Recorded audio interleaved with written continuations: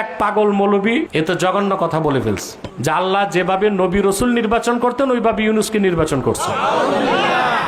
আমি বলছি এই কথার কারণে ওই মৌলবী কাফের। এবং আমার লিখিত ফতোয়া আব্বাসী মঞ্জিলে গিয়েছে, আমি 3 দিন টাইম দিয়েছি, সে যদি তওবা না করে আমার মৌখিক ফতোয়া যাবে।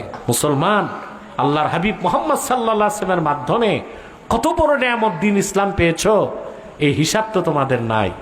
সেজন্য আজকে অল্প পয়সা আমরা দিন বিক্রি করি। কথা বলেন? মুসলিম শরীফের হাদিস, রাসূল করিম সাল্লাল্লাহু আলাইহি ওয়াসাল্লাম ইরশাদ করেছেন, এমন একটা সময় আসবে সকালে মুমিন বিকালে কাফের, বিকালে কাফের সকালে মুমিন। ইয়াবিউ দীনাহু বিআরাজিম মিনাদ দুনিয়া, সে তার ঈমানকে বিক্রি করবে দুনিয়ার অল্প কিছু সম্পদের বিনিময়ে। হচ্ছে এখন বিক্রি হচ্ছে। কত মৌলবী ঈমান নষ্ট করতেছে দেখেন নাই? ডক্টর ইউনূসকে কেউ বলতেছে আমাদের ইমাম, কেউ বলতেছে আমাদের নেতা, কেউ বলতেছে আমাদের আব্বা। বলতে বলতে এক পাগল মৌলবী এ তো জঘন্য কথা বলে ফেলছে যে আল্লাহ যেভাবে নবী রসুল নির্বাচন করতেন ওইভাবে ইউনূসকে নির্বাচন করছে। আমি বলছি এই কথার কারণে ওই মৌলবী কাফের। এবং আমার লিখিত ফতোয়া আব্বাসী মঞ্জিলে গিয়েছে, আমি 3 দিন টাইম দিয়েছি, সে যদি তওবা না করে আমার মৌখিক ফতোয়া যাবে। কিছু মৌলবী বলে আমি নাকি কথায় কথায় কাফের বলি। আরে তোমরা কাফের হও বলেই তো আমি কাফের বলি।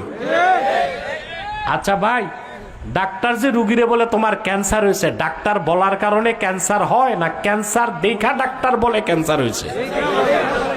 তা আমি বলার কারণে ওরা কাফের হয় না কাফের হওয়াতে বলি? কাফের হওয়াতে বলি না।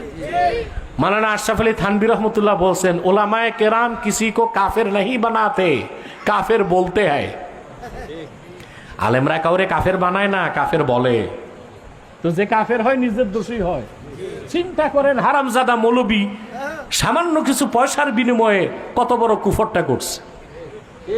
তুমি ইউনূস সাহেবকে নিয়ে এমন কথা বলবা কেন যেটা আমাদের অনুভূতিতে আঘাত দেয়? এ অধিকার তার আছে না? আমি ছাড়া বাংলাদেশে কোনো আলেম তাকে পাকড়াও করলো না, এটা আমার দুঃখ লাগলো। আমরা এত ভয় পাই কেন? সবার সমর্থন আছে আমার সাথে, বলতেছে না কেউ। মনে করে যদি আবার অ্যারেস্ট করে জেলে নেয়। আরে ভাই, আমি তো মনে করি কবরের চেয়ে বড় জেলখানা নাই, ওখানেই তো থাকতে হবে। 14 শিখের জেলখানা ভয় করে লাভ কি? যতক্ষণ বেঁচে আছি সত্যের পক্ষে কথা বলে যাব। যদি সত্যের পথে মৃত্যু আসে শাহাদাতের সৌভাগ্য নসিব হবে। আর যদি আল্লাহ তাআলা কিসমত ভালো রাখেন, বিজয়ের মালা আল্লাহ ইমানদারদের গলায় পরিধান করাবেন।